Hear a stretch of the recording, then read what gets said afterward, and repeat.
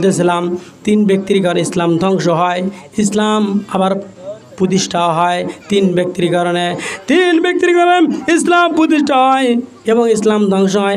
Number 1, যে দেশের শাসক প্রধানমন্ত্রী সে যদি ইমানদার হয়, পরেজগার হয়, তার কারণে সে যখন আইন পাশ করবে, নামাজের আইন পাশ করবে, জাকাতের আইন পাশ করবে, বিভিন্ন ভালো আইন পাশ করবে, এই ভালোর কারণে ওই প্রধানের জন্য ইসলাম প্রতিষ্ঠা হয়। বলেন সুবহানাল্লাহ।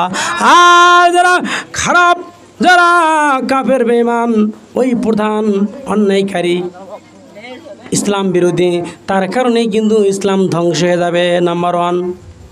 2 নম্বরে বিশ্বনবী সাহাবাদের ডাক দিয়ে বললেন, ওরে আমার সাহাবারা শুনে নাও, জেনে নাও, 2 নম্বর যে আলেম, হক্কানি আলেম, হকের পথে থাকে, সত্য পথে থাকে, হক্কানি আলেমের কারণে ইসলাম প্রতিষ্ঠা হয়। যেরকম সুবহানাল্লাহ। আর না, আর আস্তে কর না, সুবহানাল্লাহ।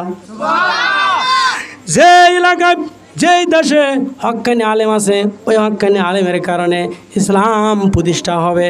সে হকের কথা বলবে, হকের প্রতি জীবন দিবে, হক কথা বলার পরেই ইসলাম প্রতিষ্ঠা হয়ে যাবে।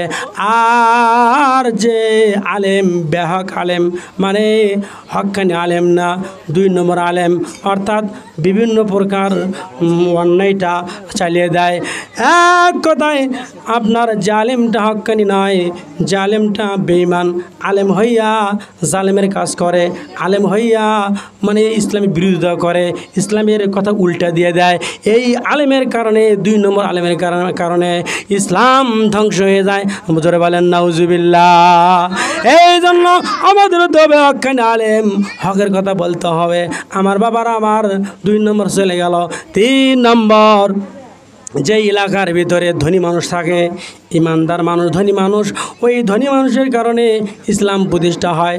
ধনী মানুষ, দাপটালা মানুষ, এনার টাকা আছে, পয়সা আছে, ধন দৌলত আছে, এ টাকা দিয়া, পয়সা দিয়া গরিব অসহায়দেরকে দান করে এবং বলে নামাজ পড়ো, কোরআন পড়ো, হাদিস পড়ো, এরকম করে ভালো পথে চলো। ওই ধনী মানুষটি টাকা দেয়, এবার টাকা দেওয়ার কারণে এবার গরিবরা নেয়।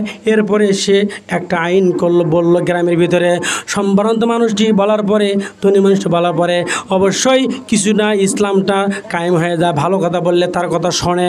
আর যদি ওই ধনী মানুষটি, দাবটালা মানুষটি যদি ইসলামের বিরোধিতা করে, ইসলাম যদি না চায়, তাহলে ওর কারণেই গরিবরা বাধ্য হয় মানতে, ওর কারণেই ধ্বংস হয়, ওর কারণেই প্রতিষ্ঠা হয়। যেরকম সুবহানাল্লাহ, লিল্লাহি তাকবীর।